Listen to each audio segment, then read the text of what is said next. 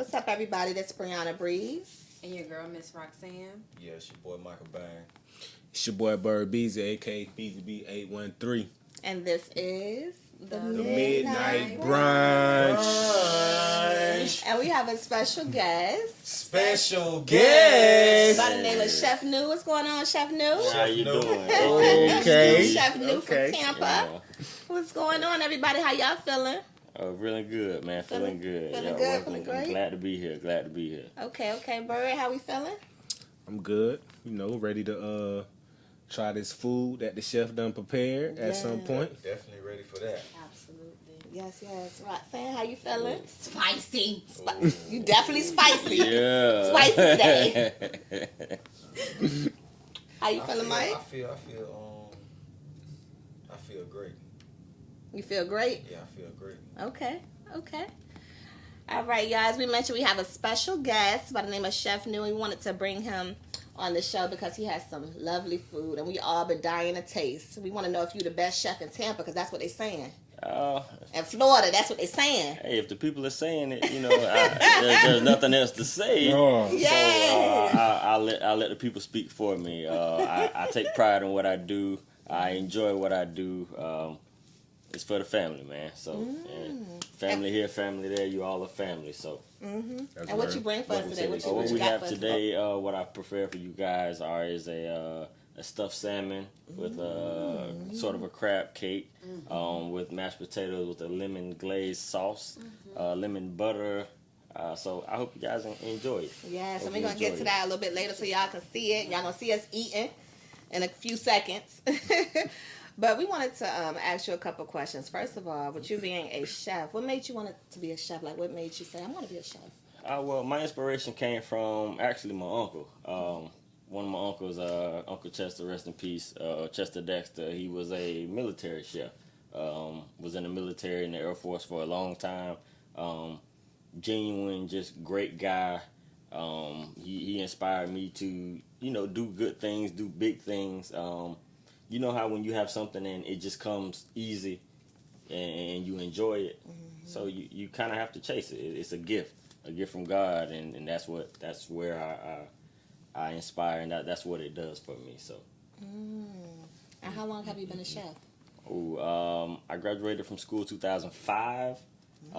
Been on and off doing things here and there. So you could say 2005. So it's been almost 20 years. Heavy in the game. Yes. Because listen, I ain't going to lie to you. I need to get better with cooking. So do you have cooking classes? I you can teach do them? that. You can? Okay. I can do that. I can teach that. Okay. It's not too hard. So you ever heard of a thing called patience? And I don't have that. Clearly. That's where people struggle at when they talk about cooking. So you willing to give up some of the chef new secrets? Oh, absolutely. I give you the sauce. Share the wealth. Share the wealth. Spread it out. Are you one of the ones, let's say, if you are at somebody's house or at a potluck or something, and the food is not good, are you one of the ones that's going to tell them, listen, this is not what it is? Absolutely not. If you think you can cook, do your thing. I'm going to just go find something else to eat when I get done. So you're not going to say it outright? No. Okay. Yeah, it's called humble. Okay. It's not my duty to tell you what you can't do. You don't try to slide your business card. That's it. If you need a little help, holler at me. That's all. I'm right here. Open book, always. Absolutely. So when it comes to blending spices, like what is the like key to that? Is there like a go-to spice or? Well, for me, I'm more of a spicy. I need it to hit at the end of it. Like so, when you're eating it, you'll taste it. Oh yeah, it tastes great. And then at the end of that bite, that back of that throat where you're like, ooh, oh, there it goes. That quick spice. Like that A1 sauce hit you. Yeah, hit you right there, right in there, right there in that corner, right yeah. there. Yeah. That's the one you don't expect. That's the one you're like, oh yeah, he got it. He got it. Absolutely. So what would you say?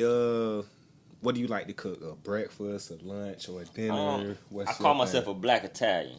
You like pasta? I love pasta. I love Italian food. I do too. That's my genuine go-to.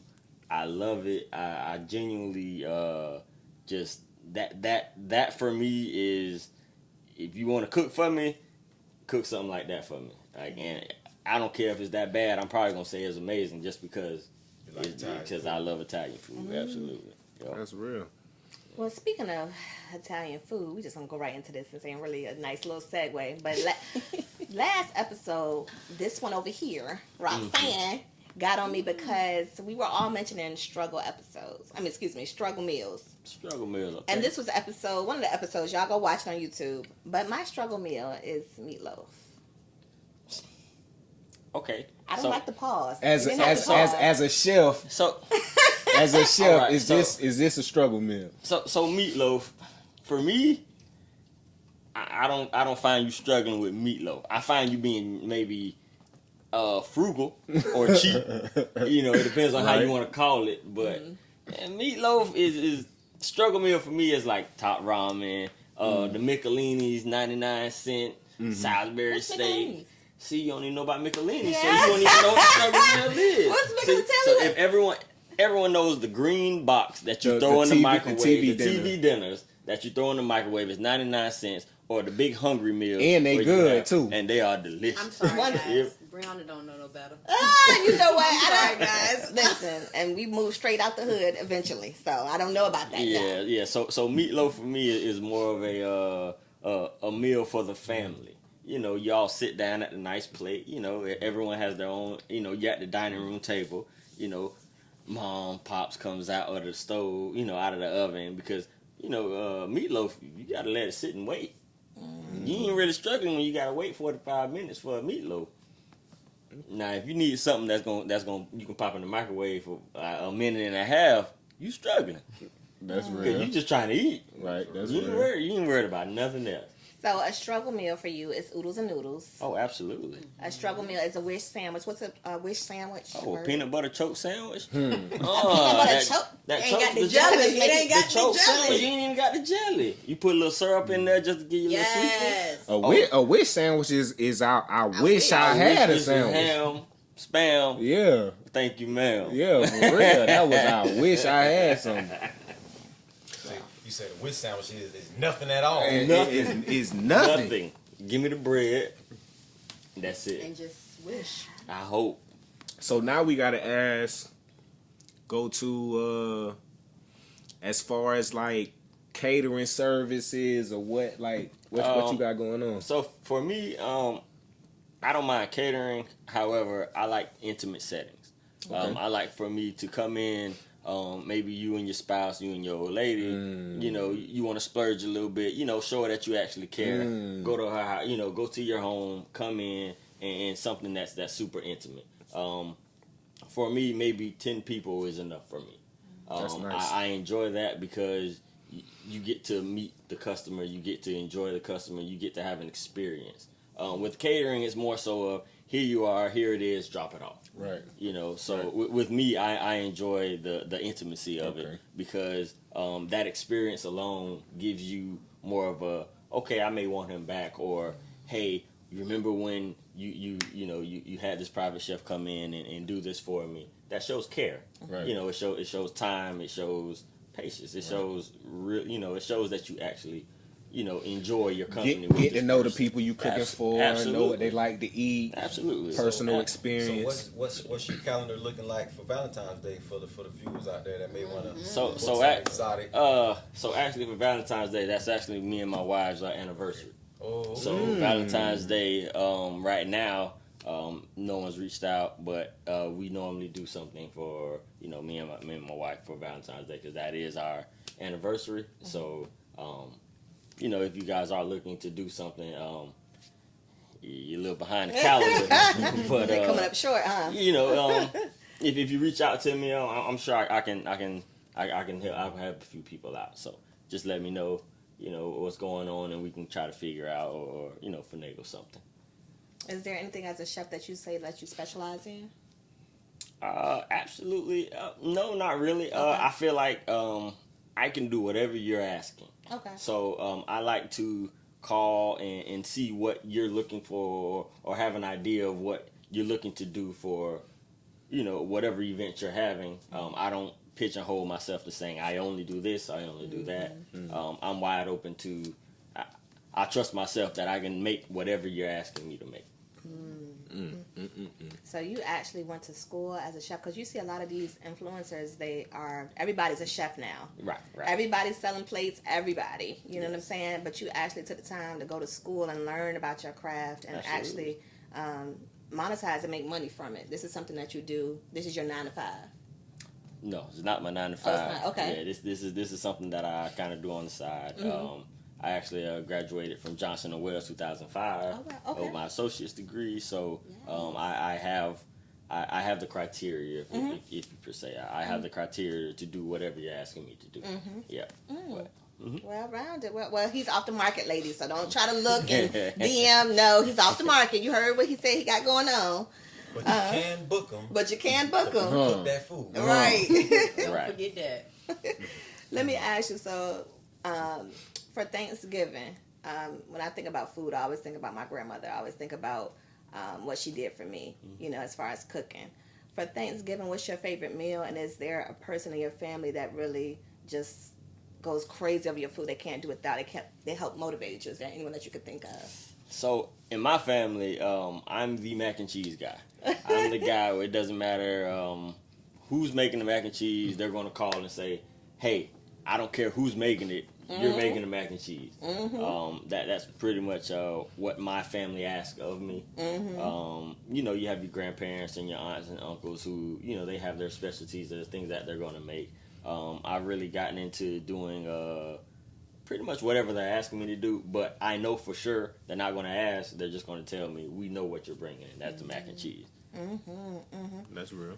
Freebird, what's your favorite meal for Thanksgiving? Is there a particular soul food? Is there any type of... My favorite food is potato salad and macaroni and cheese. How you hate I potato know, I'm salad? losing all my love. Every time I like, You I'm probably not ain't a had potato nobody salad, make no yeah. good potato salad. No, my mother makes that. Everybody loves my mother's. I just don't like potato salad. I'm with you on the potato salad. Okay, thank you.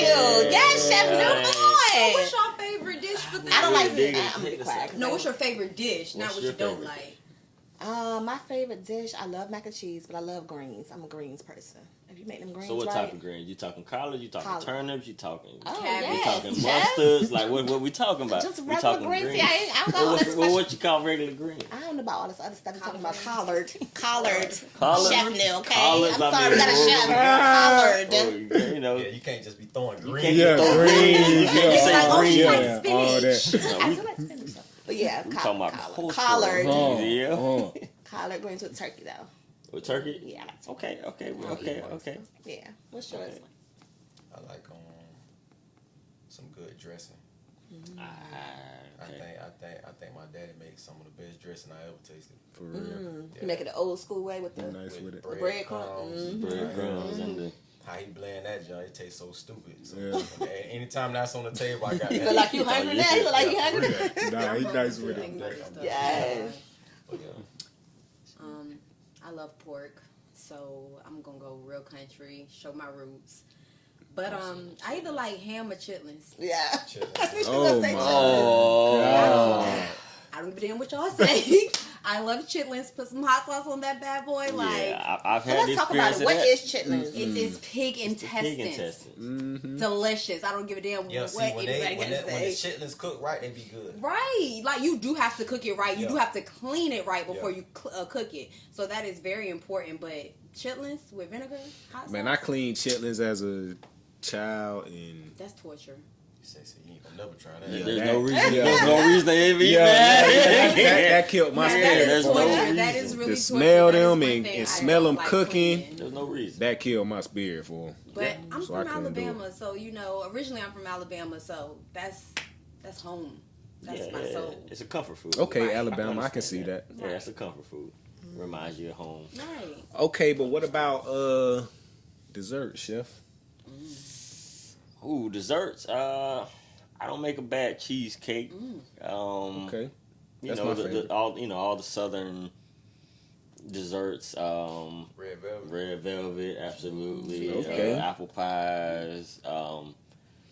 Strawberry shortcake. Strawberry. Well, Plant City's Plant- Plant City's fine. uh. Yeah, strawberry shortcake. You know, things of that nature. like I said, I can get whatever you're asking me. I'm confident in what I'm doing, man. So I can do whatever you're asking me to do. So that's real. It's a gift. I do love a good cheesecake. That probably cheesecake and strawberry shortcake. That's probably my favorite dessert. yeah. Yeah, see, I'm messed up about that red velvet. Yeah. What about you?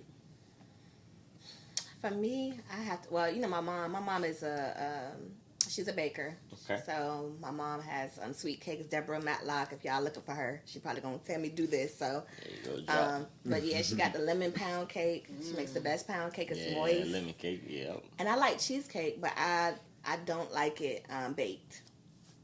So you like the instant cheesecake? I like the instant cheesecake. Okay. To each his own. Yeah, I see your face. I see it. Look, I am not. I see what we that. doing. I am not that guy Okay. who says. You want to be a reoccurring guest? I am not that. I am not that Yeah. guy who says, whatever you like. But is yeah, only- but when somebody do your this palate, face, your palate is your palate, and I Yeah. absolutely Hold on, believe I'm that. cheesecake illiterate. I love it, but what is the difference between baked and instant cheesecake? I So gotta so ask. your baked cheesecake, you're gonna put it in the oven at like 200. That ain't too hot. Okay. You're gonna put a little water in the bottom of it, a little water bath, and you're gonna let it bake. Okay. What it does is it gives it that creamy, rich texture, but it'll give you that firm, it'll still be firm like a cake. Right. Now with the instant, you're literally kind of just it's kind I of don't- like pudding. I don't like how you're going with this. I just was So about to so say- so you're gonna add your milk to it. man. You're gonna whip it together. You're gonna let it set, Oh man. and you're good. Now, Chef knew I used to like you. I don't think that's a good way of explaining it. No, Now, I'm you not add saying your it's Philadelphia wrong. cream cheese. I'm not you just saying said you're milk wrong. and pudding. That's Yeah, not. I mean, that's. But it Okay. don't sound solid though. It doesn't. It's not solid, but it's so good, y'all. Y'all gotta try it. So is it Like I pudding? say, to each his own. No, it's not pudding. It's all Yeah. sounds like you can put Yeah, Cool you Whip can and put your things Cool in it to Whip. freeze it. You know, It's a you can do mediocre it's not things. solid. So is it really Mediocre. instant? Oh, it's It is. instant. It is instant. Yeah. It's It's definitely absolutely instant. instant. Okay. Yeah. mediocre firm cheesecake. I don't like where y'all going with this. It's still gourmet. Interesting. Let me ask you, because you said you like mac and cheese. Yeah. Egg or no egg? 'Cause I hear- Absolutely egg. Why? Thank you. Why? Yeah, because I made it without it, and it still tastes. It still tastes the same. Yeah. So, I guess I gotta it- let you be the judge of that. But What's the texture? And again, Okay. like I said, it's to each his own. Okay. Everyone's palate is different. Mhm. Me, preferably, I'm going to add egg. I'm going to add cream because of the texture of it and how it sets once you're finished. okay, So- okay, that's good to know. Okay. You gonna put Cooking gar- tips you 101? gonna put- You gonna put garlic in it? Oh, you gonna put a little garlic powder, absolutely. It was an ingredient that I used to. I'm trying to think what this ingredient was that I used to put in my cheesecake. I mean, not cheesecake, but my Mac and cheese. Garlic in your cheesecake. red velvet, and strawberry shortcake. Them like my two. So we never figured out what your dessert was. Sweet potato pie and banana pudding without the bananas. I do like banana pudding. Now, but see, You like and- banana. got to have them bananas in I there. don't though. want the You bananas. gotta 'cause have I'm- your wafers. I eat it days Yeah. later, You and the gotta have bananas your be wafers. turning brown. I don't like that. I don't like that. I don't like that. I like more So what cookie. I like cookies, though? more Wafer cookie than cookies or the bananas. chest cookies? I don't understand why everybody keep doing those chats, and I might get some backlash, but I'm a vanilla wafer type of girl. Oh, I so- like Yeah. that vanilla I with don't And you get got to no have wafers. more. Have you tried The it? ratio Yes, got to be yes. more And cookies I than just bananas. feel like Yeah, people you like the. I mean, to each tone, like Yeah. you said, but that's just y'all trying to be different, and nothing wrong with that. But I'm an original girl. Like I don't know what them cookies with the designs and all that vanilla wafers. That's all you Yeah, want. I know Animal how to crackers. make it. Right? You want to make a damn Yeah, I don't want an a animal zoo or cracker. Give me the something. wafers. I need the wafers. For real. What'd you say now? Nah, I know how to make a mean banana pudding. Well, how do you make it? Why I you ain't mean, made it yet? if I tell y'all how I bake it, then y'all know the answer. No, no, See, and that's another thing that black people do. And I want to know why do they not want to give up recipes? Tradition. Tradition. Yeah, but absolutely. still, like even in my family, when it comes to soul food and Thanksgiving, they hold dear to them recipes. Like it's really a fight to. It's a tribal thing. Maybe Yeah. don't. Yeah, Not trying to be absolutely. funny. My mom did not teach me how to cook until she knew that I was serious about Sometimes cooking. you're not. Sometimes they you're don't not think. ready. Yeah, sometimes they don't feel like So if I give you you a ain't- secret, you ain't ready, huh? You might Sometimes not, you might you're not not cherish ready. it the way that I I can cherish see it. that. So I realized like my mom taught me how to cook collard greens when I moved out and I was actually doing my stuff. And yeah, they don't want you to disrespect. Don't be fucking Yeah, about collard greens. you gonna and all cook that. this nasty behind turkey, and you gonna say Mike told me dry how to do it. Right. They gonna say who told you how to cook it? Oh, So we Mike have told me. we have an aunt in our family who made bread, right? And the bread was amazing, right? So it got to a point where it's like a tradition that everyone learns how to make this bread, but not everyone can learn how to make this bread. If you follow me, right? So you have to show that you're not going to disrespect and change the recipe on this bread, because when we see this bread, it better be the same way that our aunt made this bread. And if it's not, then we have a real problem. So yeah, you have, yeah, absolutely. I might do Black that for y'all, families though. don't play. I might make a Ain't no old. might. You need to. I might whip up old dish of banana pudding, but it will have the bananas in it. I mean, I can eat it the first day with bananas, but after that first day, I ain't taking no leftovers. It ain't going past the first day. Okay, It's cool. gonna We be can have gone. the bananas. So I might do it. So don't put fire to my feet. Well, you shouldn't have brought it up on the show if you ain't gonna bring it. You saw my face. I looked at him like, you might. It Yeah, sounds like good. you know, though, mouth right? all It sounds watering. good. It You sounds know. good that I might do it. At least it's a possibility. He said it sound good that I Boy. might do it. It sounds amazing. All right, and then let me ask you this: have you ever tried any other type of dish? Like for me, I tried what is it, pansit? I've tried an African dish. I forget the name of it, but I wasn't too fond of it. Have you ever tried any dish outside of your culture? Oh, absolutely, absolutely. And if I don't like it, I don't like it. Okay. I'm a chef who is pretty picky. So what I like is what I like. However, what I cook is what I cook. So you may love it. I may not think the same. However, there's a ton of things that you have to try, and you have no choice but to, learn how to make them or learn about it, because, you want to broaden your horizon. You want to put that in your back pocket. You want to say, okay, I've witnessed different cultures, and I've been able to taste or try different things in order to further who you are as a person, literally.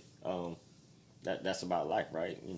Because there's a TikTok challenge, and I don't know what type of dish this is, if it's an African dish or what type of dish it is. So don't quote me, but they were eating chocolate-covered ants. I've seen. Did you that. see that? I've seen that. Yeah. So if I haven't personally tried it, but Yeah. I tried it. Yeah. That sounds like it could be good because the ant is so small. It just gonna Right. sound It's crazy like because you eat the ant. it's literally just the crunch, probably. Yeah, just the You know, crunch. protein ain't gonna hurt nobody. What type of ant though? Did they Is it say? a fire ant? I I don't it ain't know. no, it Is ain't it no, a bull it ant? ain't no big bull ant that comes out of the tree. Is it a sugar ant? Is it a sweet ant? What are we talking about? What kind of ant are we talking about? Is it an ant eater? First of all, that's not my. Oh my goodness. Is it an ant eater? Is it an ant eater? So when we gonna get to this food? I think that's right about now. Is this- okay. Well, listen, we'll be back in a few. We're going to take a quick 5-minute break to eat this food. 5 minutes is all we need? No, we need about 15 minutes. We'll be right back. All right, y'all. We just coming back from eating that lovely salmon. Stuffed Stuffed- salmon Stuffed with salmon. crab meat, with the zesty, creamy lemon sauce, Zesty. with the side of mashed potatoes. It was definitely good, y'all. We definitely ate all of it. Definitely crushed all of it. Every last So what y'all giving the Chef New? What y'all giving Chef New? A 10 out of 10? How many stars y'all giving him? It's really hard to do it, but you got to give it to him. You got to give it to him, and not just because he on the show. That was really good. That was a 10. It really was a 10, y'all. So Yeah. I want everybody to experience the same experience I had. So yes, I recommend that y'all book Chef New for your special occasions, Definitely. where it's quality, not quantity. Yes, to Say the that. commercial. Say I that. don't know how to follow up behind that. Say that. You see her over here? She done went to I'm sleep. gonna got have to itis. give a dog a sponsorship, Like- right? Give him a T-shirt. You get a commercial. Right, I Book need a us. commercial, We got yeah, I you. got But you. literally, like, it was amazing. It was that was really. good. Yeah, it was really good, y'all. That boy know what he doing. Okay, Chef New. Book him, y'all. Book him. All right, y'all. We're going to get into the topics. As y'all know, we got a lot of controversial topics to get into. And I wanted to ask y'all, what do y'all think? I'm going to start with you, Chef New. What do you think about the MLK statue? Let me just say this. His name, the sculptor, we got to give him credit. His name is Willie Thomas from Boston. Mm-hmm. What y'all think about Willie's statue? Oh, Willis tried. The effort's there. Okay. Execution, subpar, I say. If you ask me. Okay. I understand what he was trying to do. Mm-hmm. Personally, I just think it was the execution wasn't there. Mm-hmm. Definitely was an epic fail. You know what it is. There's no way you finished that and walked around that and said, yeah, that's it. But see, that's just. I mean, there's no way you finished that and it was like, yo, look at that, yo, like, yo. I did that. But see, I have a different view on it. I think it was done. I think it could have been done better. Do I think so? But who are we to say who somebody's art is? That's like, you do music. So how are you going to say, how can somebody tell you what your art is? I don't think his intention was for everybody to be, this way about it. He really thought that was beautiful. We just critiquing him right now. Yeah. People critique my music. Everybody ain't gonna like my music. Right. So he's getting a critiquing that as far as I'm concerned, epic fail. So what would have made it better? Constructive criticism. My thing is, what I think it was, the clip that went viral, it was a bad angle. Mm-hmm. Really, it was. I think that's really what it boiled down to. Like the clip that went viral, that the masses seen, it was a bad angle, and you can't unsee it. And you can't unsee it. So every time I think about the statue, I see what I seen the first time. I don't so what did you see? Man, I don't even want to say it on the show. That looks like somebody was hugging a goddamn pickle. the one dude on TikTok talk about it looked like somebody giving oral. I didn't see that. I saw it look like you holding a book. Yeah, that's what it looked did like. Look like it, but I think it was. I think his intentions was very pure, and I think it was good. I just think that it wasn't what the people needed. I think that was more of a, like you said, with the artists, it's their perception, is their point of view. So who are we to talk about their work? But at the same time, like when it's somebody like Martin Luther King, like.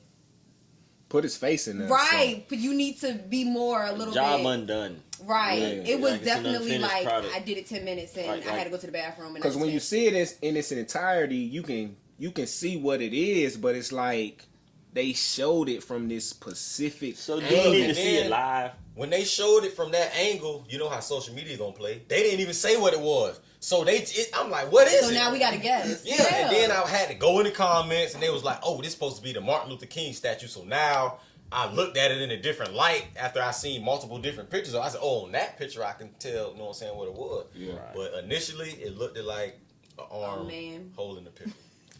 Well, I didn't see the arm holding the pickle. I didn't see it that way. I seen what it means, embracing. I did see that. I seen it the correct way. Of course, I seen it when the photographers were taking a picture, and they're gonna. Did you see it with the context that you were supposed to see it under, or did you just see it? So I'm gonna be honest. When I first seen it, I didn't know what it was. It didn't look negative though. It didn't look. It didn't look like anything. So I was like, what is this? So you with everybody on here? No, but now that I go back and I take a look, because y'all are saying to me, what I'm hearing y'all say is that it should have had a face on it because of who MLK is. Absolutely. And I understand that point of view, but I also understand what the sculptor and the artist was trying to do. I don't think he was trying to talk about MLK as a person. We like to see the face because we want to attach the person to it. But is it about the person or is it about the message? Mm-hmm. Because even when MLK was alive, he wasn't about himself. He was about the message. So I think that's what the sculptor was trying to do, embrace. That's what I get from it. That's what I took from it. There's a picture, you know what I'm saying, that he took this from. Mm-hmm. They need to, like, you know what I'm saying? They need to have the picture next to the, you know what I'm saying, to the sculpture so that people can see the reference that he used, because... So could you have added a chest to it? Yeah, I mean, because the arms is just further, somebody holding the further pickle. understand the embrace, because when you're embracing as a woman, I'm asking, right? So if you're laying yourself in your man's arms and he's wrapping yourself around it, is it the arm that you're embracing, or is it his chest and the rest of his body that you're warming up to? That is a kind of like obscure perception to use literally just the arms. I mean, it's I get where you're coming from. I get art. where you're coming from, because at that point you have to be into art to understand that. But at the same time, like you just said, when you first saw it, you didn't know what you was looking at until you did research, and that's basically what we're saying. We know what it is, but when we first saw it, we was kind of confused, like, what is going on? So it makes sense, like, what would help to show the embracement. Like you said, when hugging somebody, it's technically the chest area that you're embracing. So I do feel like it would be a little bit better if it was chest art. To be honest, at the end of the day, seeing I keep saying Martin Luther King face is a little bit Are you talking about Michael Jackson? I don't know. talking about Michael Washington. But I just feel like it could have been more to the body for us to understand, because honestly, like Mike said, it looked like somebody holding a pickle. Mm-hmm. Everybody. I think it do need it needs a picture for a reference. You know what I'm saying? Yeah, maybe at the front of it, so you can understand. Right, that could help. And they may have it. I was going to say they have that, but I think once this narrative is already set, it's a pickle. It's already done. Once that image is already out there, it's kind of done. So now, but I honestly, I just feel bad for him being a young black sculpting artist, that just got this big deal, and people are clowning his work. But I do think, but it's not bad art. You know what I'm saying? It's just the like I say, it's the angle of it. You know what I'm saying? It's not like it's bad art, because when you actually can see what it is. Yeah, when I seen the full picture of it, when I seen it in its correct formation, I was like, oh, okay. Okay, that's what I'm saying. exactly. I feel like these photographers didn't really do him justice. You couldn't even see the hands. It just looked from the like angle. You all can it seen barely was this part bent over. I was like, hold it, and then it's long. Something long. I was like, it's like, bro, what is y'all doing? Like, they tried them. Like, but then I also heard, like, a good friend of ours that's been on the show, Lori, she expressed to me that when you see these other white statues, they have their face.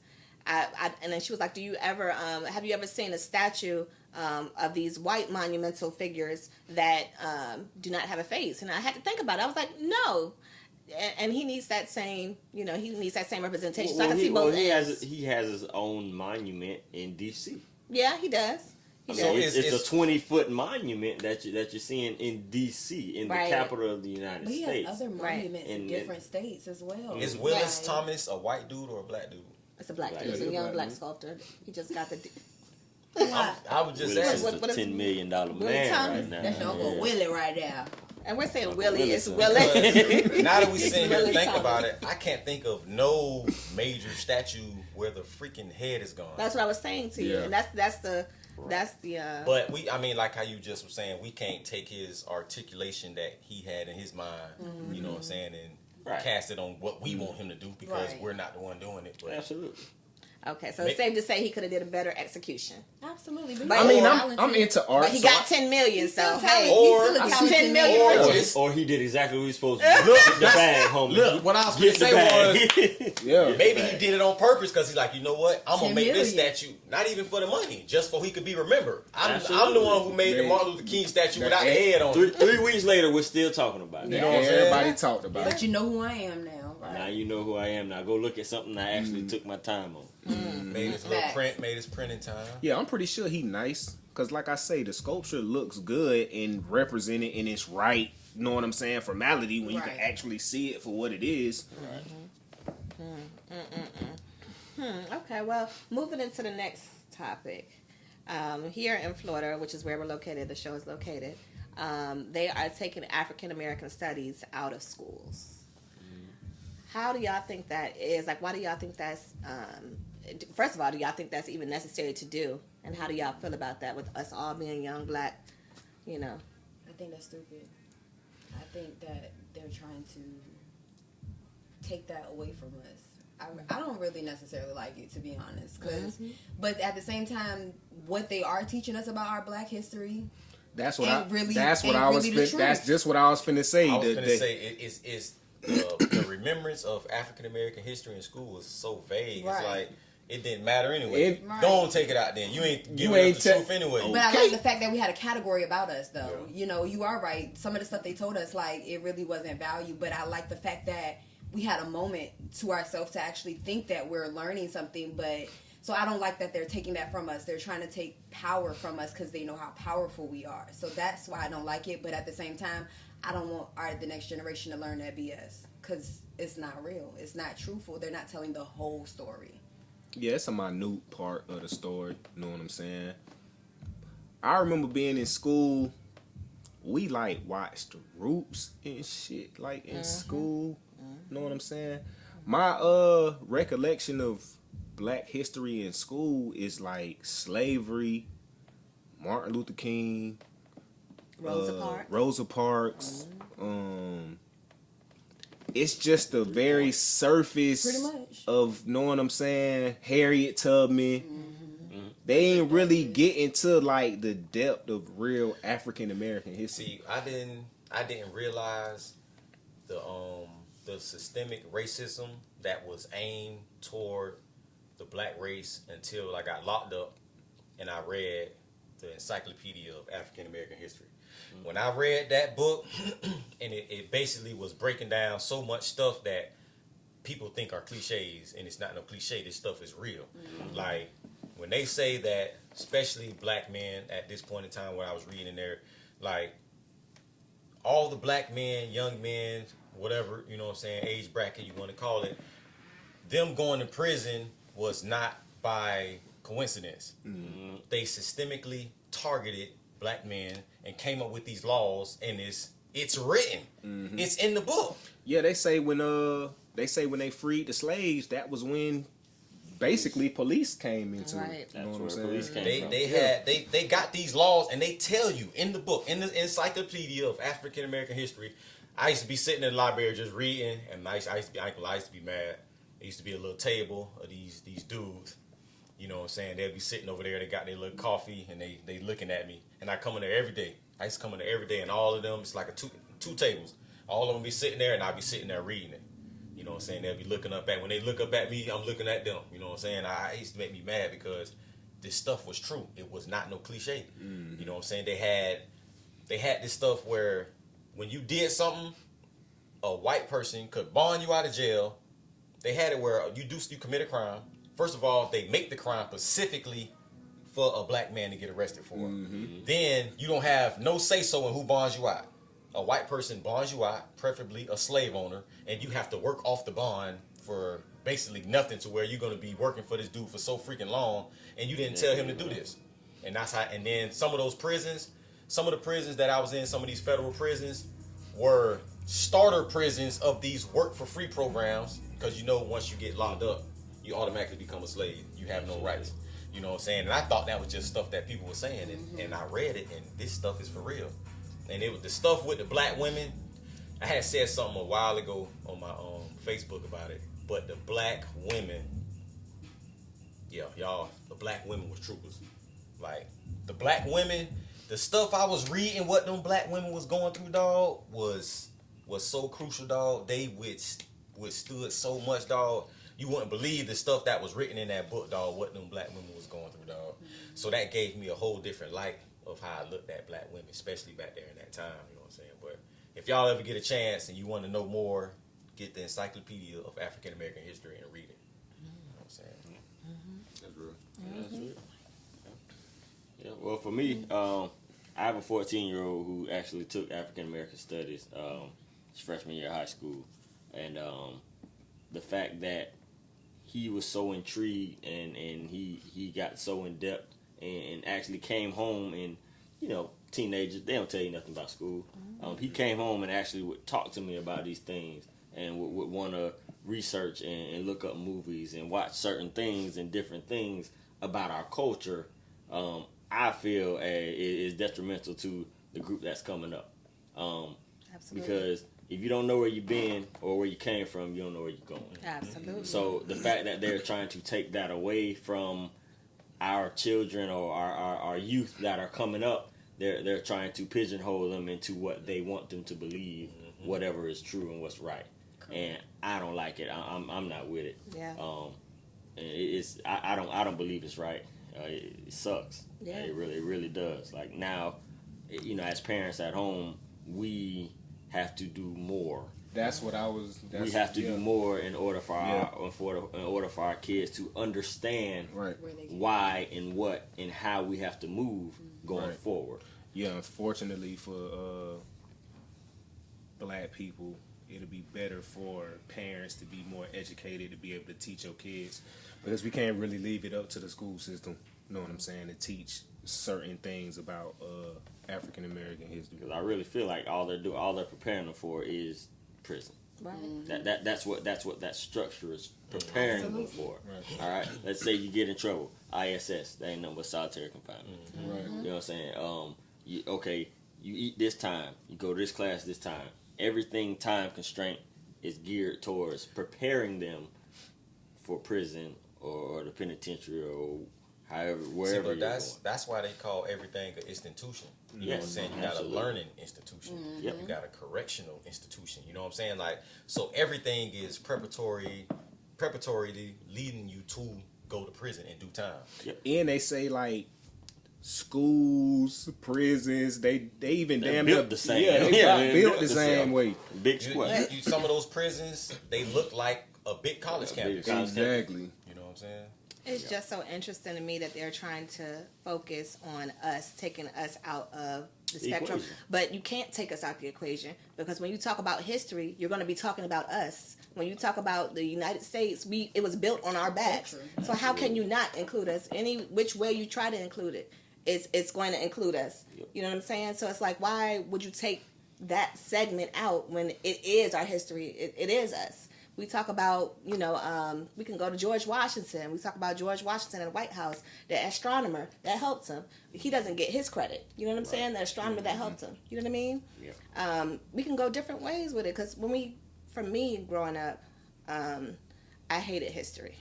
You know what I'm saying? I hated history, didn't understand why I had to go there, didn't even understand why it was important until I started to learn about those that were there prior to, slavery, or just our story prior to slavery. You know what I'm saying? When we started talking about the Native Americans and all these things, how we were included in that. How, they say that we are the natives. You know what I'm saying? Yeah, we're everywhere. Whether you go to Europe, whether you go to China, whether you go to Greece, we are everywhere. You want to go to Italy, the Moors, we talk about pasta. You want to talk Spain and Yeah. the Moors, how they took over. We're everywhere. Yeah, so for a kid growing up to know, that these stories exist and these people exist, you know what I'm saying? It's imperative to their future, because I know for me, if I would have known that maybe at that age, learning the history, I probably would have paid more attention. I probably would have thought more highly of myself. It would have done something to my self-confidence to know that I was just more than just a slave.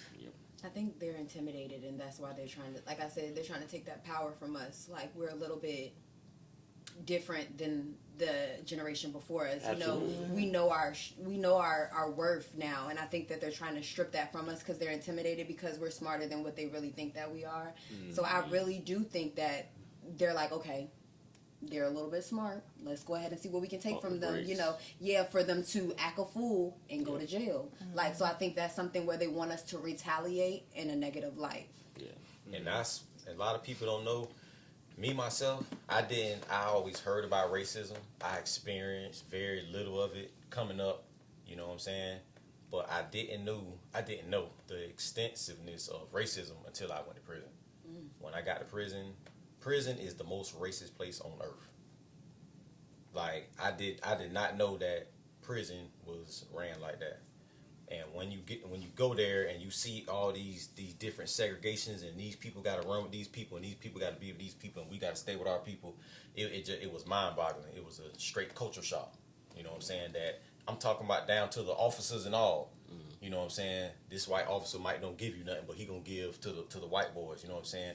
You can't wait till Officer Johnson to come on. Hey man, they ain't gave me nothing, man. You know what I'm saying? He's like, man, I got you. You gotta wait for a black dude to come on to give you some of the stuff that you may need because you locked in these freaking rooms. You can't come out. You know what I'm saying? And you can't sit here. You know what I'm saying? You gotta eat over here. And it was just a whole different magnitude. You know what I'm saying? That people don't even know about that's going on. You know what I'm saying?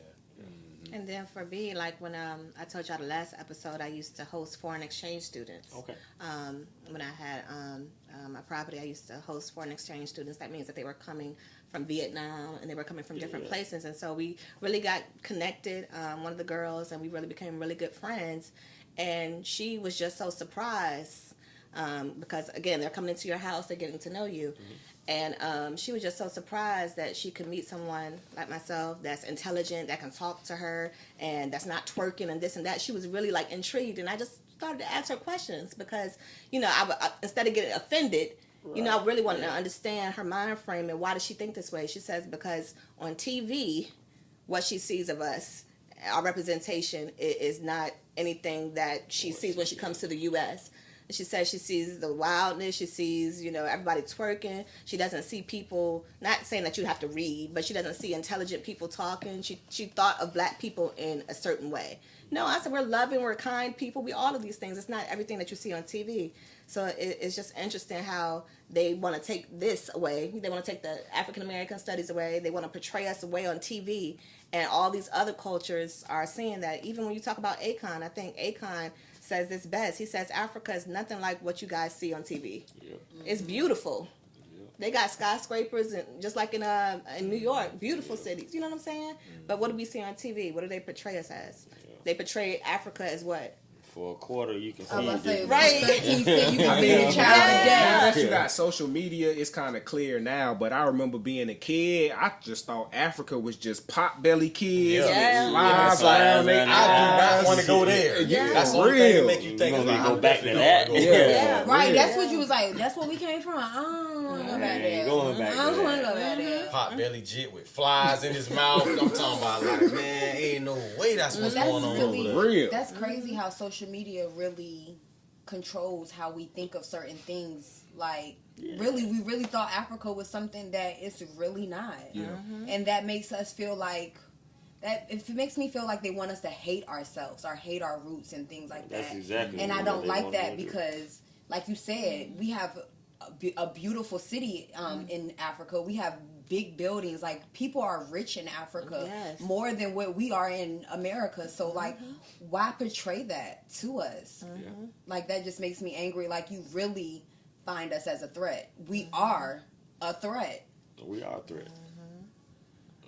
Let me ask y'all, is there any books that you may have read that opened you up to African American studies? I know for me, Malcolm X definitely opened my eyes up to a whole nother spectrum of understanding inner self and understanding the history of us. Is there any? I actually read a book called, and it came out like during the pandemic. It's called Uncomfortable Conversations with a Black Man. It's geared towards white people reading it and asking these uncomfortable conversations with black men. And it opened my eyes to say that these are conversations that they want to have with us. They're just afraid to have these conversations with us. Like, not all white folk are bad. Not all white folk That's another. are Yeah. racist.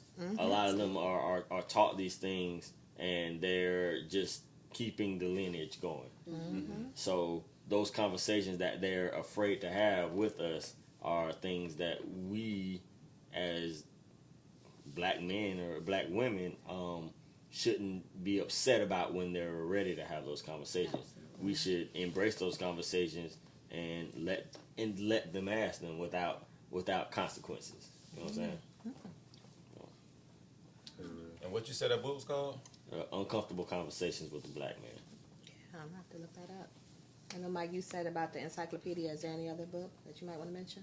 That's one of the main books that changed your perspective. The African American Encyclopedia of African American History. You got to look under the letter S for the slaves, and it just gives you a rundown that's ridiculous. You know what I'm saying? Like, blood raw. Like, they ain't sugarcoating nothing. They saying how it was this one black slave. It was a woman. I think they got a movie kind of depicting it. Now that I sit here and think about it, but she was getting raped she was getting raped. They got this in the book. Like she kept getting raped, and she basically told one of her fellow slave, you know what I'm saying, friends. She was like, when he do it today, she like, I'm gonna kill him, and she did. Yeah. You know what I'm saying? So it was like, that's why I say it was a lot of stuff I was reading there to where the women were like, we ain't finna be playing like this here. Like the women, a lot of those women were going harder than the men. You know what I'm saying? Gave in. She was like, she told the other slave lady, she was like, when he tried this again today or whatever, she was like, and she styled him up and she killed him. You know what I'm saying? And I was like, wow, you know, you got to think. I try to put myself in the mind frame of those times, and to be in a situation where somebody is repeatedly doing anything to you that you don't want them to do. You ain't got no control. And you ain't got no control, and you just say, you know what? Today, I'm gonna kill you, I'm and I don't care ready what to happens. die behind Yeah. it. It's like When a woman's fed up. it's like I can't even put myself like even fathom what they were going through, like the Nat Turner times, or even we can take it to Coretta Scott. What Coretta Scott was going through with Martin Luther. You know, it's just their house getting bombed while they're eating, their phone getting tapped, people throwing fire bombs in the car, and I can't even imagine the day-to-day life of what she had to put y'all through. realize And she this got was only kids. 50 years ago, right? Yeah, that's Like, insane. it was only 50 years ago. Like our People parents, getting our lynched. parents had to deal with this. That picture of the first black girl that went to the school. Y'all see that With the spitting. still Yes. photo, like of her, like every person in the background of her had a crazy Look, face. I hate- your hair hate. stands It wasn't up like one you- person. That was happy to see It was her. like 15 people in that picture. Nobody was happy Hey, to see she was her. fly too, though. she Oh, was yeah, she fly. came- oh, yeah, she, she- she And had she that was look. like- Her she face. was- But She was a soldier. Imagine the Chin heart. up, ready to Imagine go. the heart that she had Right. to know that she finna be That courage. tomorrow when I go to school. I'm gonna be the only black person in this school. And I'm gonna be hated. I don't care. Yeah. That girl was strong by herself. She was not timid. To at be honest, all in only a that woman still could have did frame. that though. Yeah. A man wouldn't have been able to take that. Yeah. He would have quit. A woman would. A woman is that strong where she's like, I don't care. I'm here for a reason. Quit or crashed out. Yep. I think. Oh, Straight up. a lot of stuff I try to not put no input on, like situations like that, because a lot of situations you don't know what you're gonna do until you just get in them. That's true. You know what I'm saying? Yep. Absolutely. But she showed you. She You know what I'm showed you saying? exactly. She was a soldier. The strength. Showed you that power. She showed you the She strength. showed you. Yeah. And like I say, it was other crazy stories that I read. I'd rather for people to just read it for themselves so they won't think I'm just capping. Yeah. Like them women was going hard. Like they don't depict enough movies to show what these women was doing back then in those slaves, and it's in the book, it's on record. You know what I'm saying? You had dudes going hard too, but for the most part, to my, you know what I'm saying, understanding, the women was Well, going way harder. they broke the men harder when they first got over here. Yeah. That was their main focus. Yeah. If we can break him, she'll submit right. also. You know what It's I'm saying? it's a matter of fact, the Willie Lynch Willie story. Lynch story. Yeah, they say it's not true, but I believe it's true. Oh no, it's Who a real said book. that? They said it's not a true story, It's definitely but true. it's definitely true. That particular story is not true, but it's definitely It's true. a manual. The breaking of a horse, yeah. But it's a manual. The Right. Willie Lynch, that's a manual. Yeah. That they Yeah, went but by. all What that to stuff that they was doing to the black men, like I said, I can't say what I would have done, Absolutely. but I feel like you would have had to just go. You would have had to smack me. I would have been gone.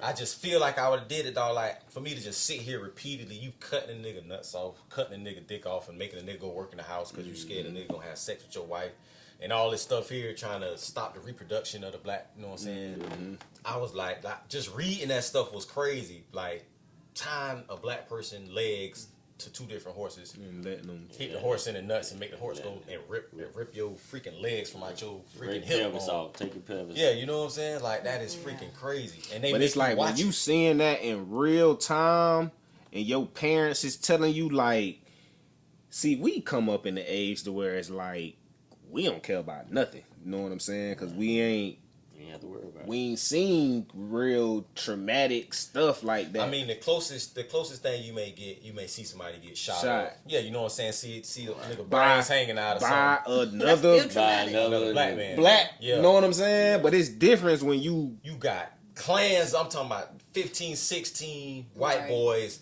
beat a nigga to death. beat a black dude to death. Right. And you and everybody just stand there and don't do that. And they taking pictures like they just caught a trout or something. Yeah. Hanging. I'm talking about hanging black people.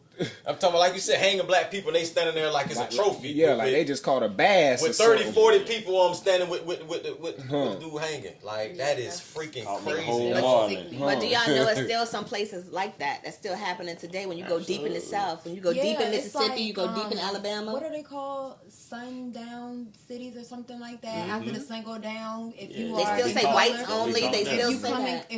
if you are color or whatever, and you in one of them cities, like they have the right to harass you and run you out their city, or even kill you if they can't get you out their city. Like There's still it cities is in Maryland, 2000 Virginia, it's still in Georgia, Mississippi, Georgia, Yeah. Alabama. Yeah, that's what I'm saying. The The- rural South is Yeah, still they're still absolutely. there. It's still so it's still going on. Yes. You know what I mean? Absolutely. Yeah, those grandparents are still training their children. Like I said, Yes. I was locked up, and them, I ain't gonna lie, some of them white boys was in there. They ain't nothing to play with. They going. They ain't the little soft white boys that y'all think y'all be talking about. Oh, I ain't You gonna. talking like the Aryans or whatever it is? Yes, it's a few, right? They Yeah. run together, but they're like a gang. You know what I'm saying? Right. And they definitely gonna go hard. Like they hate black people, and they going. They going hard. Like they You'll be going. surprised. Yeah. There ain't nothing to be just talking about. I'm finna go in here and whoop this dude and all that. No, listen, boy, he fight like It's like what he finna- enjoy. That's Yeah. what he enjoy. That's his enjoyment. He finna fight like you trying to kill him. You know what I'm saying? He finna fight for his life. Now you show you want to go in here with him. You know what I'm saying? Oh, I'm not, man. Them cracker gonna whoop me. All right, go in there then. You know what I'm saying? They come running up out of there looking Yeah. crazy. I said, I told you, dog. You know what I'm saying? It's just a whole different ball game. But And another book I want to give y'all to read that changed me too is Asada Shakur's book. Her book was a really good book, and I feel like they need to do it. Yeah, they need to do a depiction or a movie on her, but I don't think they're going to. Who was that? It'll start. She's actually, I want to say the aunt. She's either the aunt or the godmother of Tupac Shakur. Yeah, she was a part of the whole movement, the Black Panthers. Yep, and she definitely held it down. And so I can't even imagine, like, even with her getting pulled over and the cops, they beating her and they trying to kill her, and when she went to prison and she's on the run. Even to this day, they still don't know where she's at. I know that's right. They still don't know. So, It's a lot Asada, of if you're them, watching, I'm with you, girl. Well, it's let me a not lot say I'm of with you, them, girl. Now you investigation. Yeah, I don't want to be under investigation. it's a lot of them political prisoners still locked up. too. Yeah, but yeah, she was a political They prisoner. they won't let them out. Yeah. You know what I'm saying? They won't Yeah. let them out. They'll beat their case, re-indict them again, give them 30 more years. I seen it. I seen them do this to them. Like, After Nelson Mandela, He's the last one. he the last one that cut slid up through the crack. the rest of them boys, it's so many of them still locked up.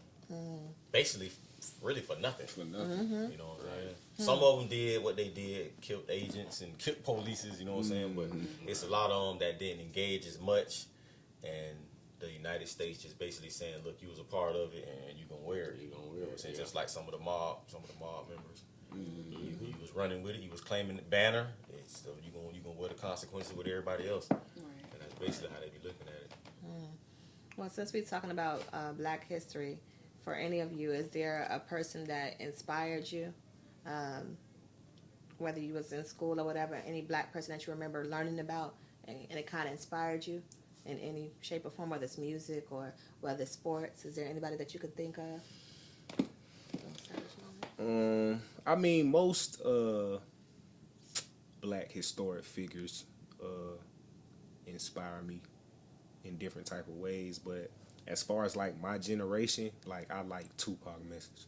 You know what I'm saying? Like, I don't know, I seen in an interview before he died, and he was just like talking like, he was like, in the next 10 years, like I'm gonna be sitting with the politicians. Like, he really had like that mind. Like, you didn't hear entertainers talking like that, like saying that they gonna be sitting, you know what I'm saying, with some political power in the future. Like, when I heard that, or when he was like talking about poor people, and he was like, just imagine, know what I'm saying, seeing somebody eating and they dangling meat in front of you, and he was like, you gonna be like, know what I'm saying, let us in, like we want to eat. And then he's like, eventually you gonna be like beating on the doors, like let us in. Then it's like, we coming in blasting like it's just revolutionary the way He said, "I'm gonna ask you nicely. Can I Yeah. have some? Can I have some? You still ain't gonna give me some.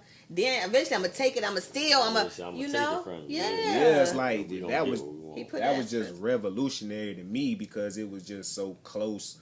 I mean, I was young, but it was like he was the closest thing to my age that I can see that type of vision in him. You know what I'm saying? And it's a different era too, because you know Martin Luther King, Sojourner Truth, like all these people, they from a things was era of time. yeah, it was like things was different, but he was closest to what I come from. So it's like I can relate to his message and journey. Can you imagine if Tupac ran for president?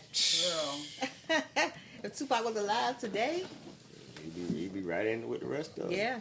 Ain't no telling what they was, man. Ain't no telling what Tupac would And be he'd be saying locked right up now. by If he then. still was Yeah, alive, they he'd be would've what, took him out. 51, 52 Yeah. right now.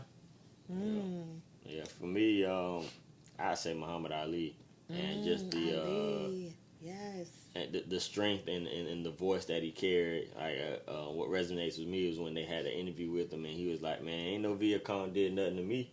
Ain't no Viet Cong ever tried to do anything to me. Like, why I'm gonna go over here and fight your war? This ain't my war. My Yeah. war right here in America. Yeah. My people are, my people still oppressed. My people still doing this. Like the fact that he had the strength and the know-all to just say, you know what, and send me to jail.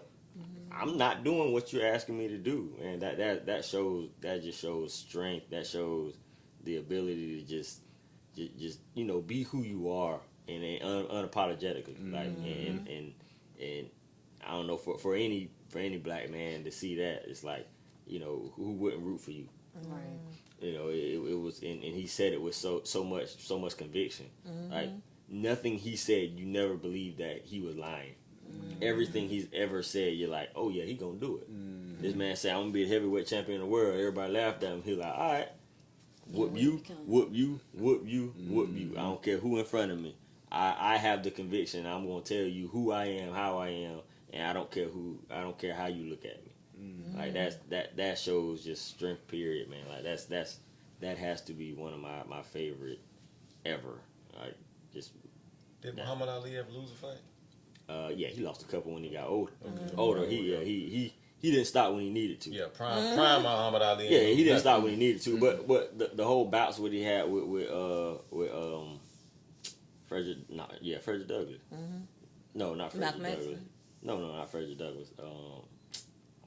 Whoever it was. Oh, you talking about the Muhammad fighter? Ali. Yeah, Muhammad Ali. Douglas. I forgot his name. No, Buster Douglas. Buster Douglas, He lost. No, that was Mike Tyson. Mike Tyson lost to Buster Douglas. But the one with Thurman George Manila. Foreman?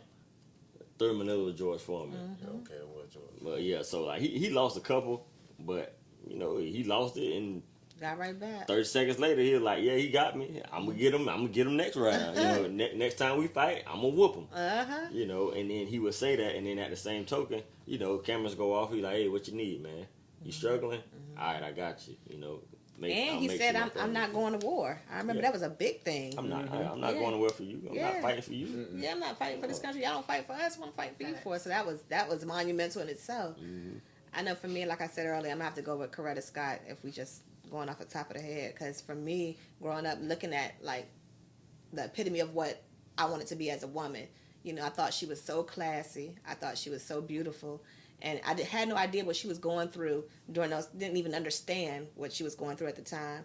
But when I seen she always was poised with grace and style, and just to know all the hardships and the struggle and the strife that she went through, we're not even talking about personal, but just to be supportive of her man. Being a backbone for a great man. Just being supportive of her man and taking all the personal issues outside of it. Not once did she open her mouth in a negative way against him. Not once did she say anything negative about it. She still stood strong and 10 toes down. And that's somebody I would love to be. She definitely inspired me.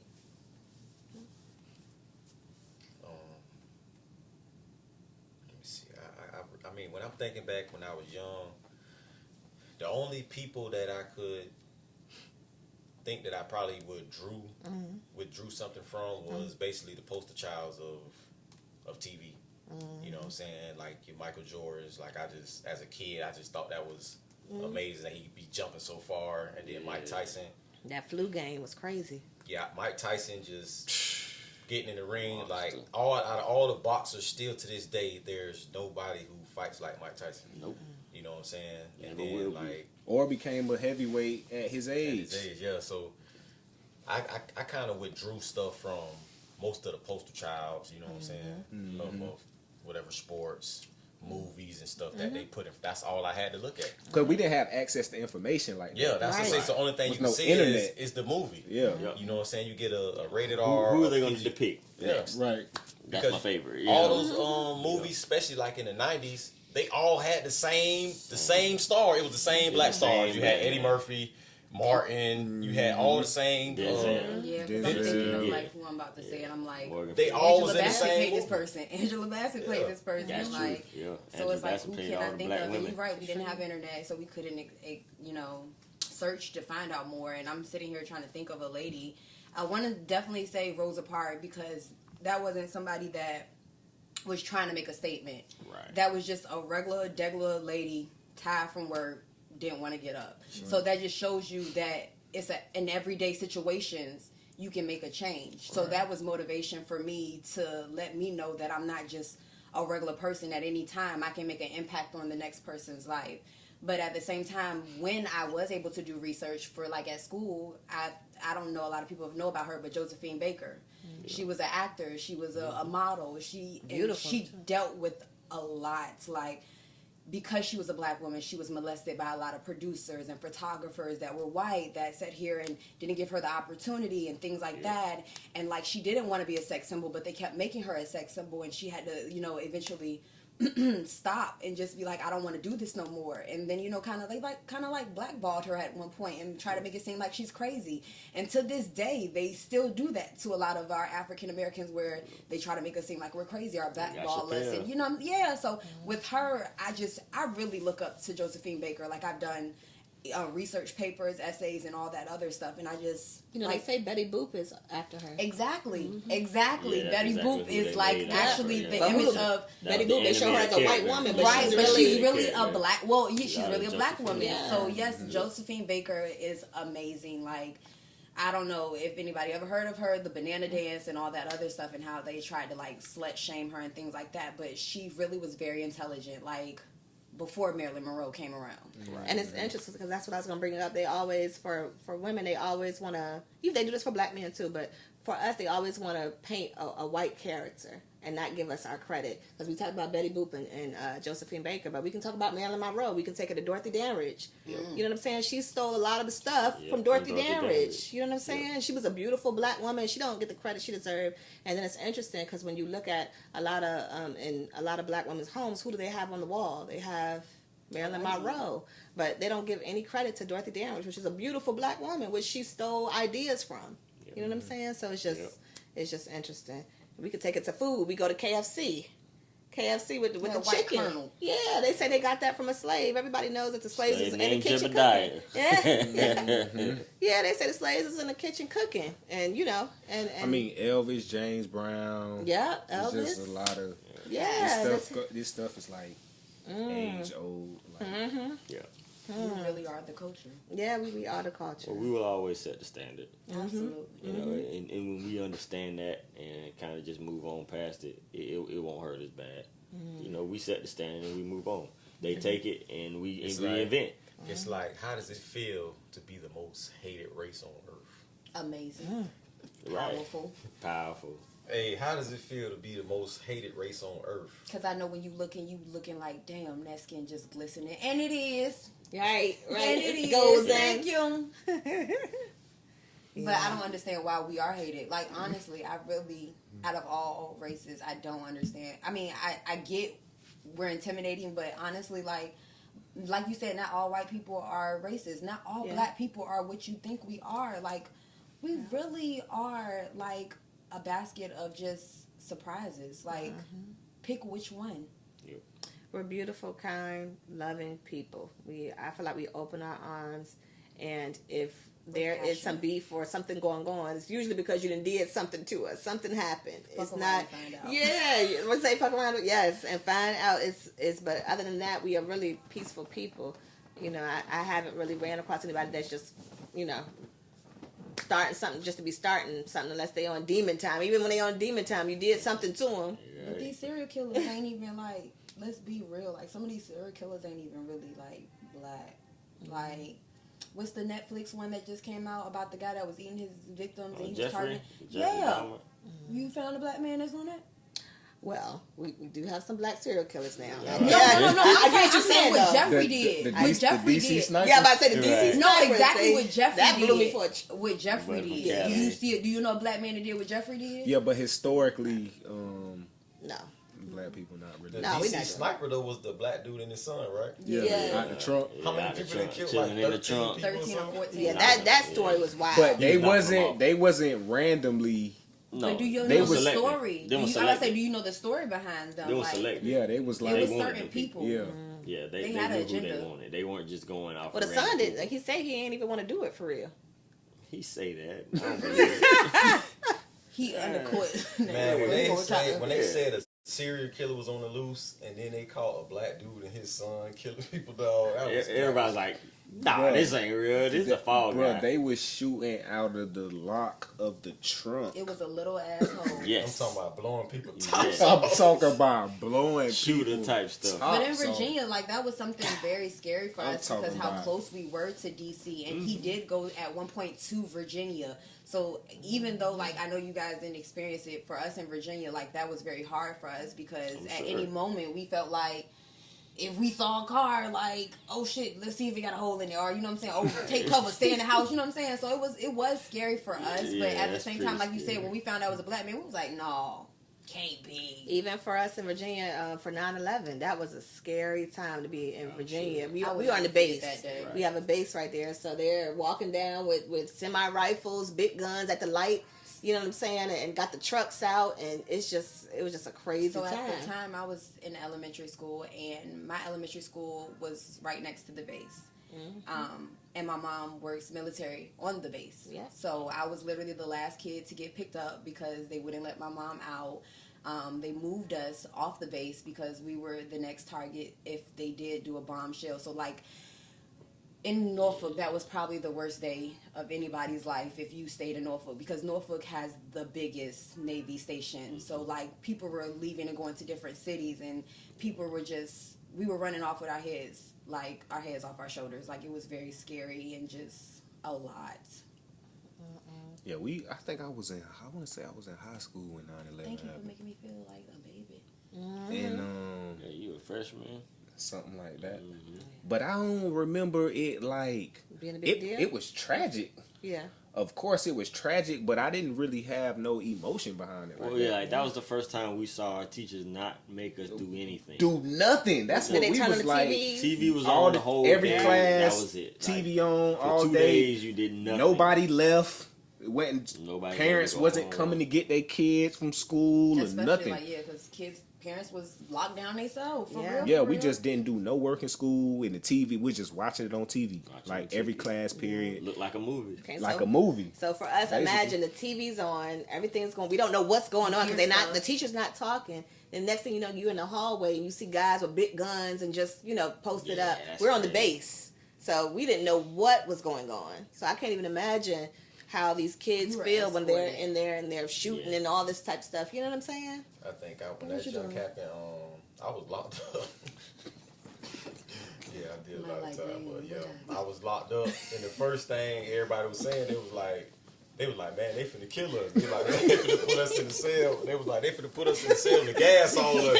That's So not every- funny, but what? So everybody was scared to go in the room. They're like, yeah, man, if They war finna take gas place, you? yeah, they talking about Oh, war take man. place. They gas like, chambers. yeah, they talking about the inmates, the first ones that gotta That die, ain't so they shit. won't commit treason. I was not like, funny, man, but that oh junk my had God. everybody in that mud scared. Ooh, They're like, I don't want to die. Cause they had it on the TV. They had it on the TV and in all the dorms, and you just seen the planes going. It was like, this just happened right now. Yeah. Then the second one That hit. live, While that live everybody when was, you got to see where the second one hit the yeah, tower. You're yeah. like, While everybody you're was like, watching. this can't be real. Yeah, that Yeah. joke was Yeah, the crazy. second one, everybody seen that. Everybody Saw the seen second that one. one. That was Yeah, crazy. Yeah, Yeah, that it was was- crazy. They had the footage of it, and they like you like, what this plane doing? Slapping to the building.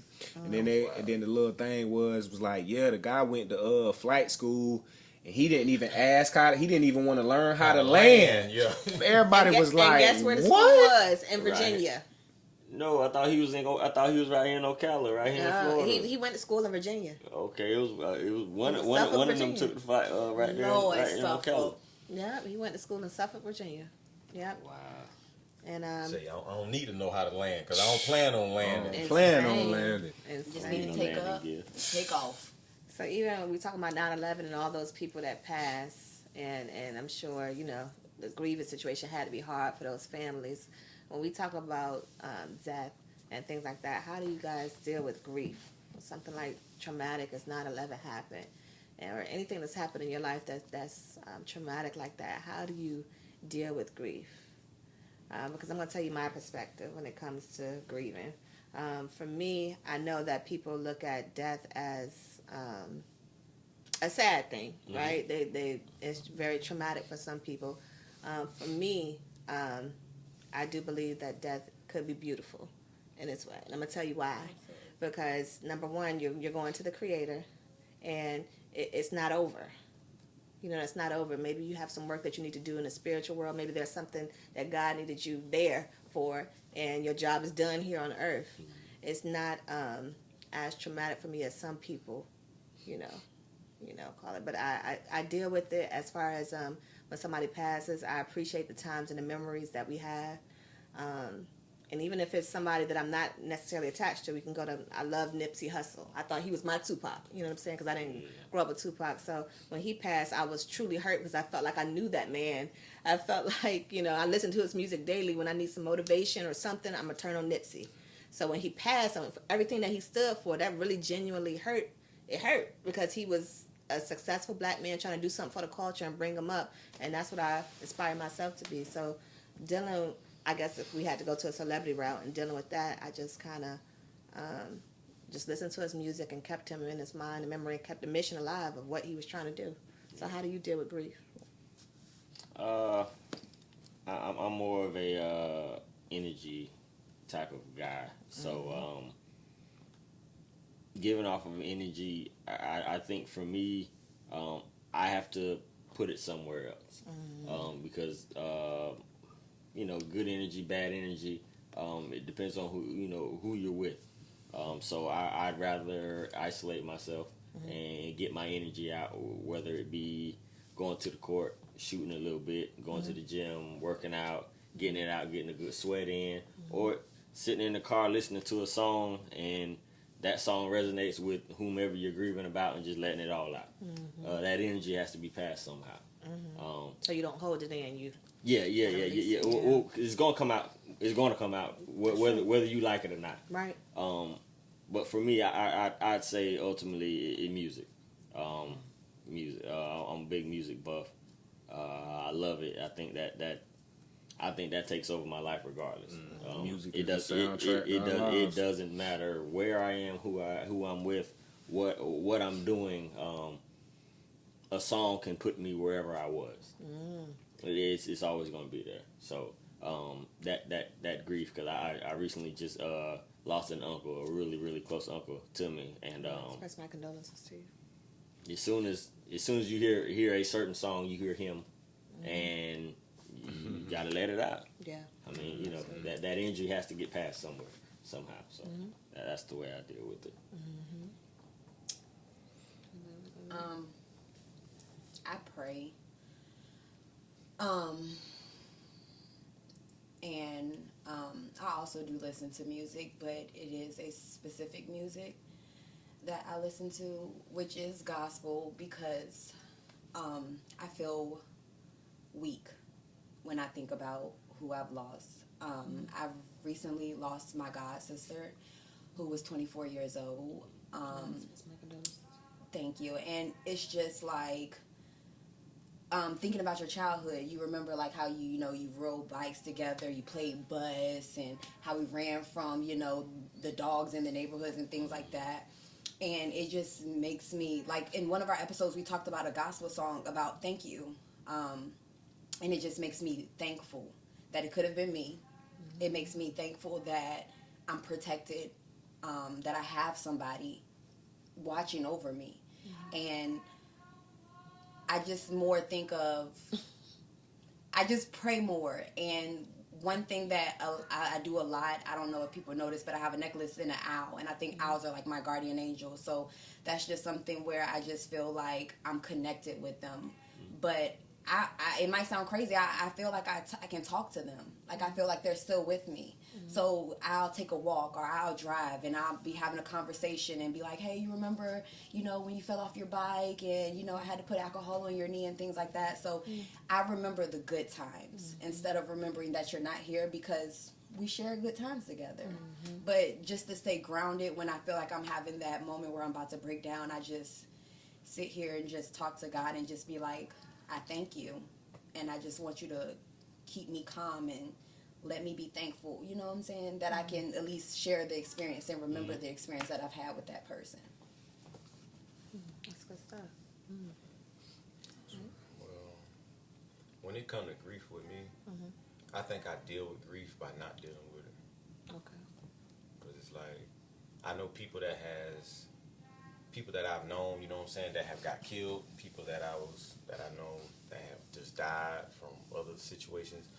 And it's like I never really found myself like just totally like, just going about it. I dwell on it like, dang, whether I felt like they were so young, like, dang, bro, wasn't nothing but 25, or whatever the case may be. My brother died. I can't say when my brother died that I did cry. When my older brother died, I can't say that I did cry. But after that, it was like, well, you on the other side, you know what I'm saying? But far as like going into a deep depression or any of those type of things, I can't recall doing anything like that. So for the most part, I think I deal with grief by just not even dealing with it. For the most part, when it comes to stuff like that. Yeah, I'm kind of somewhat like that. I just I feel like at just a young age I've just come to the acceptance that people, we live and die. That it's like now that I'm, grown, I wouldn't say I expect it, but it's like when it happened, it's just like I just know that's a part of life, regardless of whether older or younger. It's just like, damn, like this person didn't make it, like, or whatever. And like Roxanne was saying, I like to think about the good times. You know what I'm saying? That's usually how when I think about somebody that passed, like my brother Dre, rest in peace, that I got tattooed on my traps. Like, it might be a song or something come on, and I just think about him like barbecuing, cooking chicken, singing an old school song or something like that, and it'll just make me smile or laugh or something. Like, that's usually most of the people that I know that I was close to that passed away. It's usually gonna be a time where I just like think about something funny or a good time we had, and I'ma laugh or smile or something like that, and just be like, dang. But it don't really make me sad though. It's weird. Like, it don't really make me sad. It's just like Appreciation. yeah, it's just like this life. Like, you know what I'm saying? This life, and you just got to keep moving forward. You know what I'm saying? Like, when it come to like heaven or hell, like, I don't know where people go. You know what I'm saying? I don't know where you went. I don't know how you lived your life. Yeah, that's up to you. You know what I'm saying? That, Like, that ain't none of my business. Yeah, I can't determine that, but it's like the memory of you, your essence. You know what I'm saying? It's still, I can still feel that around me. You know what I'm saying? So yeah, I usually just think about the good times and accept it for what it is. Like, whether it's unexpected or you do expect it or whatever the case may be, it's like it's life. Like, I know that when I wake up, somebody could not be here. Right. That's just the way I live my life. Right. Well, I think that's a good way to end it off. I want to send my condolences to anyone that has lost anybody out there, and I think this is a good time for you to start living and learning to appreciate life. You know what I'm saying? And understand how valuable it is, and you know, whether you want to take things to the next level. It's 2023, so it's time to make some changes, or if you want to get your life right with God, whatever the case may be, because yeah, what you say? Take him to the altar. Come on, preacher, take him to the altar. Come to the altar. Y'all know all I can do is pray for you. Mike, AKA, I pray. Pray for you. That's all I can do. Well, listen, as usual, we appreciate y'all for tuning in and showing a lot of support. And it's your girl, Brianna Bree. And your girl, Miss Roxanne. You already know it's Michael Byrne. It's your boy Bird Beezy.